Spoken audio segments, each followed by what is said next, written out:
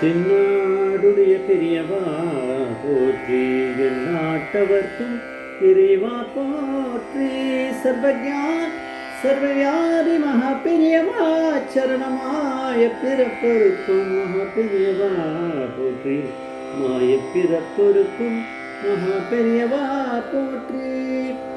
அபார கருட சிந்தம் ஜாடதம் சாத்திரபுரம் ஸ்ரீ சந்திரசேகர குரும் பிரணாமதானம் கலியுக தெய்வம் காஞ்சிமந்தி யூடியூப் சேனல் பிரத்யேகமாக நமது மகாபீரட பக்தருக்கு ஏற்பட்டு கொண்டிருக்கும் அனுபவங்களை ஒவ்வொரு நாளும் ஒரு அனுபவம். அதுக்கு ஒரு தலைப்பு இன்றைக்கி அனுபவத்தோட தலைப்பு மடம் போகிற வரைக்கும் உயிர் இருக்கணுமே.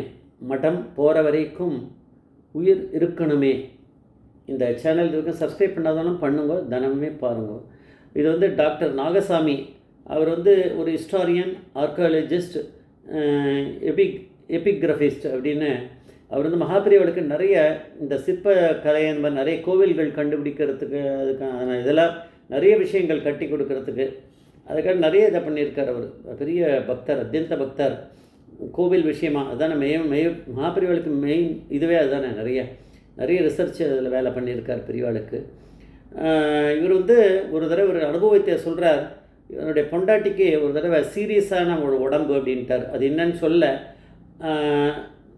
ரொம்ப அதாவது இப்போவா எப்போ உயிர் போகும்னு தெரியாத அளவுக்கு பெட்ரிடனாக இருக்கா, வீட்டில் தான் இருக்கா. பொண்டாட்டி வந்து எதுவுமே எனக்கு இது ஓணுன்னு கேட்டதே இல்லையா. முதல் தடவை வாய் திறந்து நான் மகாபரிவாளை தரிசனம் பண்ணணுமே அப்படின்னு கேட்டாலாம். அதனால் இவரால் இது முடியாதுன்னு சொல்ல முடியாது. அவருக்கு ஒரே சந்தேகம் என்னென்னா, மடம் போகிற வரைக்கும் வழியில் ஏதாவது ஆயிடுச்சுன்னா என்ன பண்ணுறதுன்னு ஒரு பயம். அதனால தான் அதை சொல்கிறார் அவர். சரி பரவாயில்ல அப்படின்னு சொல்லிட்டு அதை சொல்ல முடியாது. நம்ம போகலாம் அப்படின்னு கிளம்பி காரில் கூட்டின்னு போனார். போகிறதுக்கு எப்படியும் 1.5 மணி நேரம் 2 மணி நேரம் ஆகிருக்கலாம். அது வரைக்கும் இருந்திருக்கு உயிர், ஒன்றும் பிரச்சனை இல்லை. அங்கே போனார்.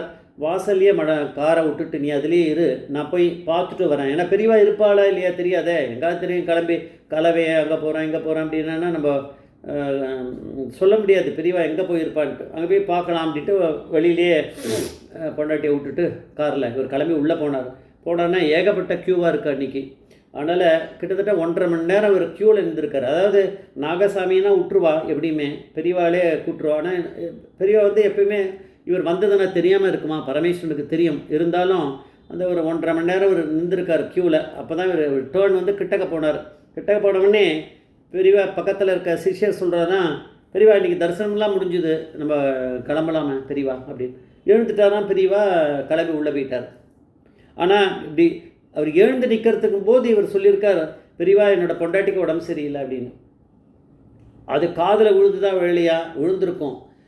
உள்ளே போயிட்டார். ஏன்னா விழுந்திருக்குமா என்னன்றது தெரியுமே, பின்னாடி தான் பரமேஸ்வரன் அப்புறம் தெரியணுமே. ஏன்னா அவர் அந்த டயத்தில் எழுந்தபோது சொல்லியிருக்கார், அது காதில் விழுந்திருக்குமா. ஏன் பெரியவா போனால், ஏன்னா நாகசாமி சொல்கிறாருன்னா நிச்சயமாக பெரியவா வந்து கொஞ்சமாவது அனுகிரகம் பண்ணி நின்றுருப்பார். இன்னும் தெரியலையே. பெரியவா உள்ளே போயிட்டார். சரின்ட்டு ஒன்றும் பண்ண முடியாது. எல்லோரும் அவா கிளம்பிட்டா. கூட்டத்தில் நின்றுந்தவா எல்லாருமே தரிசனம் இல்லை அப்படின்ட்டு கிளம்பிட்டா. இவர் வெளியில் சோகமாக வந்தார். என்னடா இது இப்படி ஆகிடுத்து, நம்ம உயிர் போயிடுமே இவளுக்குன்ட்டு அப்படியே நம்ம ரிஸ்க் எடுத்து வந்தோம். ஆனால் பெரியவா வந்து காதில் போட்டுட்டாரா என்னன்னு தெரியல, கிளம்பி உள்ளே போயிட்டாரேன்னு.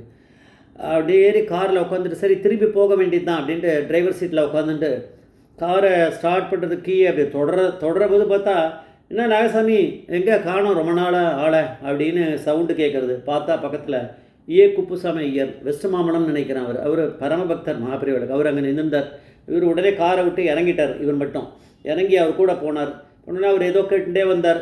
அங்கே எப்போ பண்ண, அந்த ரிசர்ச்சில் என்ன நடந்தது, அது என்ன நடந்தது, ஏதோ கோவில், அந்த கோவில்கிட்ட அதில் என்ன பண்ண, இது பண்ண, ஏதோ கேட்டுட்டே போய் கிட்டத்தட்ட பெரியவா கிட்ட போகிறார். ஆனால் பெரியவா அந்த தரிசனம் முடிச்சு தான் உள்ளே போயிட்டார். அதை அவர் சொல்லக்கூட இல்லை. அங்கே போய் பார்த்தா காலியாக இருக்குது. பெரியவா வந்து பழமல்லி மரத்துக்கு கீழே அந்த இடத்துல நின்றுட்டுருக்கார் பெரியவா. இங்கேருந்து தெரியுது, அது ரொம்ப தூரத்துலேருந்து பார்த்தா நின்றுட்டுருக்கா. இவர் பெரியவா வந்து பேசுகிறது இவர் காதில் உழற வரைக்கும் அவ்வளோ கிட்ட போயிருக்கார். ஓரளவுக்கு உறக்க பெரியவா வந்து சவுண்டாக பேசியிருக்கா. நாகசாமி இங்கே எங்கேயோ வந்தானே, பெரியவா நாகசாமியை பார்க்காமே பெரியவா வேற எந்த பக்கம் அப்படி பார்த்துட்டு பெரியவா விளையாடுவான். அந்த மாதிரி எங்கேயோ போகுது. நாகசாமி ஏதோ வந்தானே, அவன் பொண்டாட்டிக்கு உடம்பு சரியில்லைன்னு சொல்லிட்டு அவன் எங்கே போனான். அவனை இந்த இந்த கேட்டு வழியாக அவளை கூட்டுட்டு வரலாமே காரில் அப்படின்னு சொல்லி பெரியவா சொல்லியிருக்கா. உடனே கிளம்பி ஓடி இருக்கார். ஓடி போய் காரை எடுத்துட்டு பொண்டாட்டி கொண்டு வேறு ஒரு கேட் ஒன்று இருக்குது போல இருக்குது, அது வழியாக காரை உள்ளே எடுத்துன்னு வரலாம். அது இடத்துல வந்து ஓரளவுக்கு பெரியவாக்கு க்ளோஸாக வர மாதிரி அதை காரை எடுத்துகிட்டு பொண்டாட்டி கூட்டிகிட்டு கிட்டக்க வந்தாராம். பெரியவா வந்து நின்றுட்டு இருக்கார், தலைமையில் பவழமல்லி அப்படி அப்படி கொத்தா அப்படி வச்சுன்னு இருக்காராம். வந்து பெரியவா கிட்ட அவள் விழுந்து நமஸ்காரம் பண்ண முடியாது, பாவம் ரொம்ப இது. இவர் கீழே விழுந்து நமஸ்காரம் பண்ணி அவள் பாவனையாக இதை தொட்டு பண்ணா போல இருக்குது.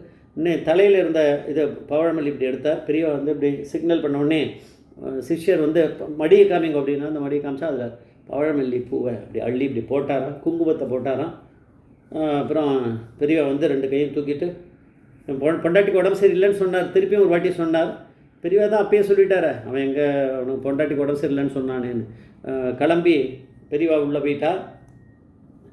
குப்புசாமியர்லாம் பார்க்கல. பெரியவா வந்து இவருக்கு அனுகிரகம் பண்ணுறதுக்காகவே அங்கே நிற்கிறாரு அப்படின்றது தெரியுது. பரமேஸ்வரன் பக்தனுக்காக நிற்கிறார். ஆனால் ஒரு திருவிளையாடல் ஒன்று பண்ணியிருக்கார் பெரியவா.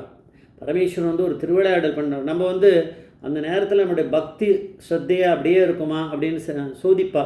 பரமேஸ்வரனுடைய இது பகவான் எல்லாமே அப்படி தான் நம்மளை சோதிப்பா, நம்மளோட பக்தியை. அதுதான் அப்படி நடந்திருக்கு அவருக்கு. அதனால் அவரும் வந்து அப்செட் ஆனாரே தவிர பெரியவா மேலே இருக்க நம்பிக்கை போகாத தானே இருந்திருக்கு. அதனால தான் யாரோ ஒருத்தர் அமிச்சு குப்புசாமியர் மூலமாக கூட்டின்னு வந்திருக்கார். அவர் பெரியவா வந்து பார்த்தாச்சு. அதுக்கப்புறம் சொல்கிறார் அவர், நாகசாமி இப்போ உயிர் போயிடுமா, அப்போ உயிர் போயிடுமா நான் நினச்சிருந்தேன். பொண்டாட்டி அந்த தரிசனத்துக்கு அப்புறம் 6 வருஷம் உயிரோடு இருந்திருக்கா அப்படின்றார். மடம் போகிற வரைக்கும் உயிர் இருக்கணுமே அப்படின்னு நினச்சேன், ஆனால் 6 வருஷம் உயிரோடு இருந்தார். பெரியவா அப்படிங்கிற பரமேஸ்வரன் அப்புறம் நம்ம எதுக்கு சொல்கிறோம்? அவர் பரமேஸ்வர அவதாரம் எடுத்ததெல்லாம் இங்கே வந்திருக்கார். ஜெய் ஜெய்சங்கர் ஹரசங்கர் மகாபெரிய பாதமேஸ்வரன் மகாபெரிய பாதமேஸ்வரன்.